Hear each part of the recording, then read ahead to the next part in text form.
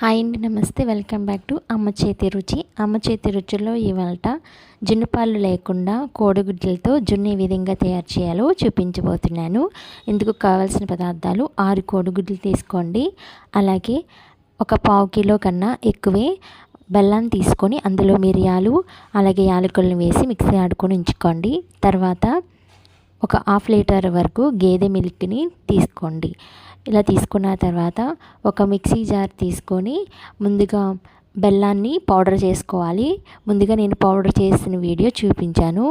బెల్లంలో మిరియాలు అలాగే యాలకులు వేసి పౌడర్ చేసి ఒక గిన్నెలోకి తీసుకోండి.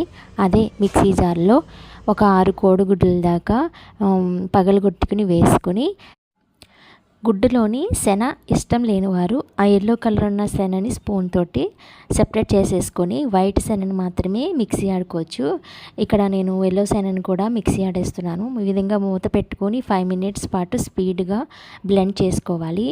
బాగా నుగరు బయటకు వచ్చే వరకు బ్లెండ్ చేసుకున్న తర్వాత ఒక స్టీల్ గిన్నె తీసుకోండి. స్టీల్ గిన్నె మనం వేసిన పాలు కన్నా ఎక్కువగా ఖాళీగా ఉండేటట్టుగా గిన్నె తీసుకోవాలి. లేదంటే ఉడికి కొలదు బౌన్సీగా అవుతుంది కదా, గిన్నె సరిపోదు. ఈ విధంగా యాడ్ చేసుకున్న తర్వాత బెల్లం పౌడర్ని అలాగే మిరియాలు యాలకులు మిక్సీ ఆడుకున్న బెల్లం యాడ్ చేసేసుకొని ఇప్పుడు పాలను యాడ్ చేసేసుకోండి.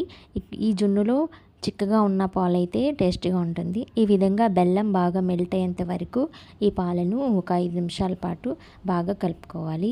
ఇలా బాగా కలుపుకుంటూ బెల్లాన్ని మొత్తం కరిగించుకోవాలి. ఈ విధంగా కరిగిపోయిన తర్వాత బెల్లము జున్ను ఉడికించుకోవడానికి ఒక అల్యూమినియం డేష్ని లాంటిది ఖాళీగా ఉన్నదాన్ని తీసుకోండి. ఇప్పుడు జున్ను పాలు తీసుకున్న గిన్నె ఏదైతే ఉందో ఆ గిన్నెకి సగం వరకు వాటర్ వచ్చేంత వరకు వాటర్ని తీసుకోవాలి. ఇప్పుడు ఆవిరి వాటర్ ఈ జున్ను పాలలో పడకుండా జున్ను పాల మీద ప్లేట్ను ఉంచి స్టీమ్ చేసుకోవాలి. ఒక 10 నిమిషాలకు ఒకసారి జున్ను ఉడికిందో లేదో ఒక 10 నిమిషాలకు ఒకసారి ప్లేట్ తీసి చెక్ చేస్తూ ఉండాలండి.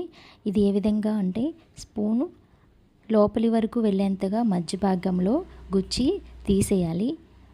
అప్పుడు మనకి మిల్క్ ఏమీ అంటకుండా వచ్చినప్పుడు పూర్తిగా ఉడికినట్టు. ఇక్కడ మిల్క్ సగం అంటుకుని వచ్చింది. ఇప్పుడు ఇంకొంచెం 5 నిమిషాల పాటు ఉడికించుకోవాలి. ఈ విధంగా మూత పెట్టి మరొక 5 నిమిషాలు ఉడికించుకున్న తర్వాత మరి ఒకసారి 5 నిమిషాల తర్వాత మళ్ళీ తీసిన తర్వాత మళ్ళీ ఈ విధంగానే స్పూన్ తోటి చెక్ చేసుకోవాలి. ఇప్పుడు స్పూన్కి ఏమీ అంటుకోలేదు. ఇప్పుడు జున్ను పూర్తిగా ఉడికినట్టే. ఇప్పుడు స్టవ్ ఆఫ్ చేసుకొని చల్లారిన తర్వాత గిన్నెలోకి ట్రాన్స్ఫర్ చేసుకొని కట్ చేసుకోండి.